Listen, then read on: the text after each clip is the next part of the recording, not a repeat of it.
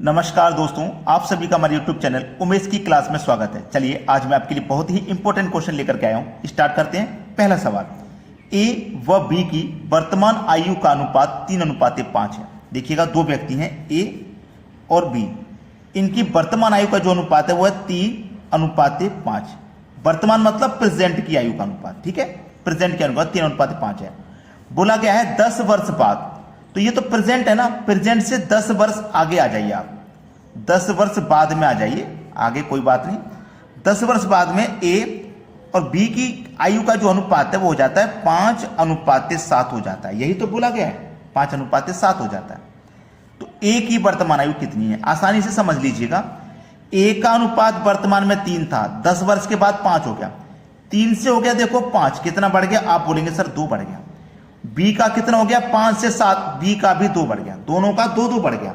तो देखो हम अनुपात में कितने बड़े हैं, 2 बड़े हैं, और वर्ष में कितने बड़े हैं, 10 वर्ष बड़े हैं। तो इसका मतलब 2 अनुपात की वैल्यू 10, तो 1 अनुपात की वैल्यू 5 हो गई। हमसे बोला है ए की वर्तमान आयु क्या है, तो ए की वर्तमान आयु का अनुपात कितना भैया, 3 है। जब 1 अनुपात की वैल्यू 5 है तो 3 अनुपात की वैल्यू कितनी है, 5×3 = 15। बस हो गया खत्म। कि आपने सोचा था कि इस प्रश्न को आप इतनी जल्दी खत्म कर लोगे? मेरा एक टारगेट है दोस्तों कि कोई भी सवाल हो उसे 1 मिनट में कंप्लीट कराना है, यानी कि जो बताने का हमारा कॉन्सेप्ट होगा ना, उससे सवाल 1 मिनट में आ जाना चाहिए आंसर। और आपको भी अपनी कैलकुलेशन, अपनी जो करने की जो क्षमता है उसको थोड़ा सा फास्ट करना पड़ेगा, जिससे कि आंसर 1 मिनट में ही बन जाएगा।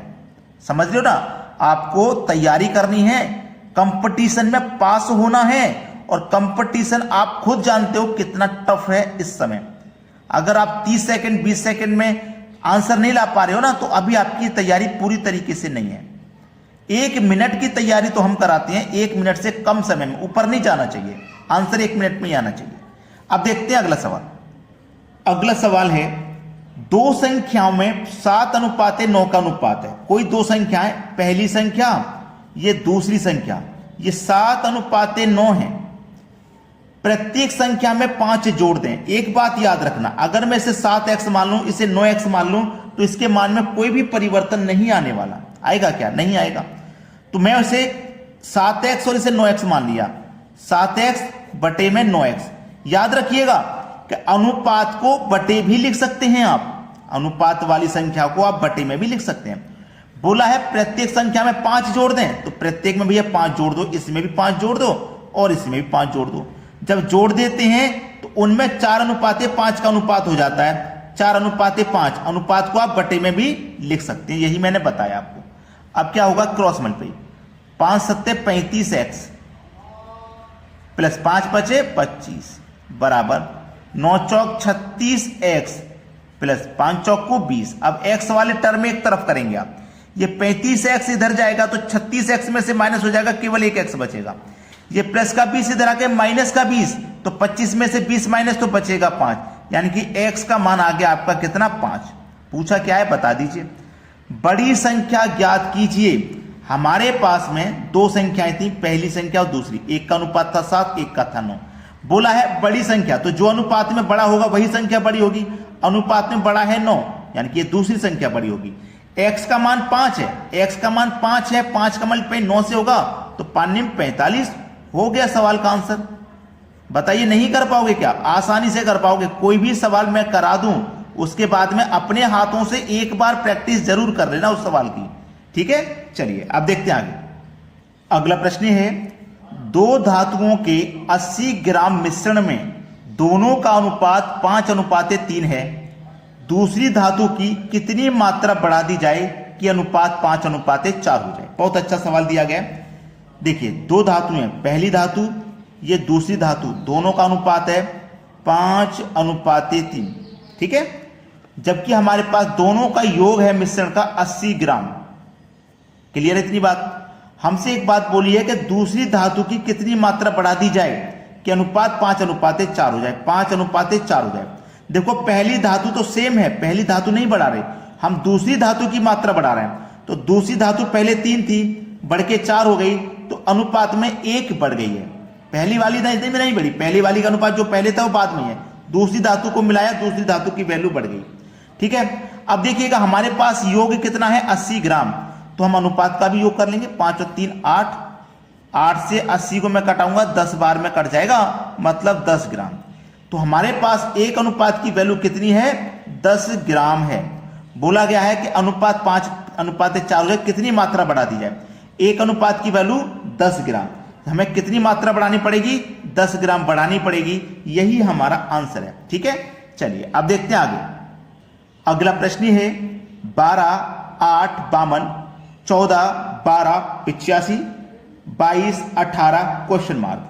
ये सवाल जब मैंने अपने बच्चों से यहां पूछा ऑफलाइन क्लास में, तो उनमें से मात्र समझ लीजिए कि 0.5% बच्चे ही थे जो इस क्वेश्चन के लॉजिक तक पहुंच पाए थे। जब उनसे नहीं हो पाया तो मुझे ये बहुत इंपॉर्टेंट क्वेश्चन लगा आपके लिए। तो आप में से जितने भी बच्चे से करना चाह रहे हैं ना, वीडियो को यहीं स्टॉप कर दो और इसे पहले खुद से करके देख लो, ताकि आपको मालूम हो जाए कि इसका लॉजिक क्या है। नहीं कर पा रहे हो कोई बात नहीं, मैं कराऊंगा, मैं कराने के लिए ही ये क्वेश्चन लेकर के आया हूं। अब आपका यहां पे देखो मिसिंग नंबर है 12 8 52, 14 12 85, 22 18 क्वेश्चन मार्क। जब मैं प्रश्न को ऐसे सॉल्व करूंगा तो मुझे यह पता होना चाहिए कि 52 कैसे आया, ये 85 कैसे आया, और उसी तरीके से क्वेश्चन मार्क मिलेगा। तो ये जो 52 है, मुझे 12 और 8 का कुछ ना कुछ करना पड़ेगा, तभी तो मुझे ये 52 मिलेगा। तो देखिए मैं करूंगा क्या, ये जो 12 है ना, इसको 2 से डिवाइड कर दूंगा तो कितना आएगा भैया 6 आएगा, 6 आएगा। इसको भी मैं 2 से डिवाइड करूंगा, कितना आएगा भैया 4 आएगा। कंफर्म हो गया। इसको भी मैंने 2 से डिवाइड किया, इसको भी, दोनों को 2 से डिवाइड किया, 6 आया 4 आया। अब मैं क्या करूं, 6 का भी स्क्वायर कर दूं, 4 का स्क्वायर कर दूं, जोड़ दूं। समझ में आया।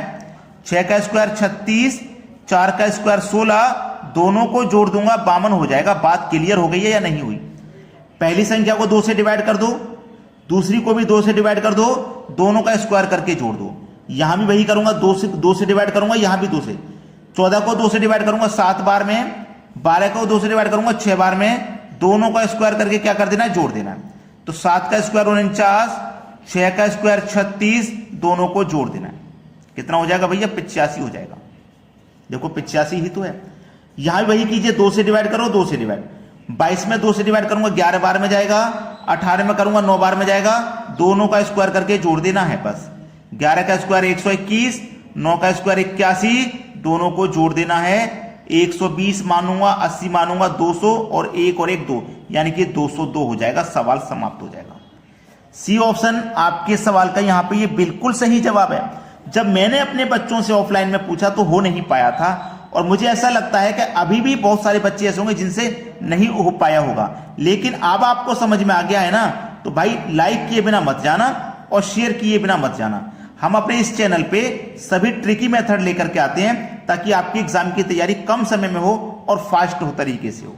ठीक है दोस्तों, कमेंट करके बताइएगा आपको हमारे वीडियोस कैसे लगते हैं। धन्यवाद।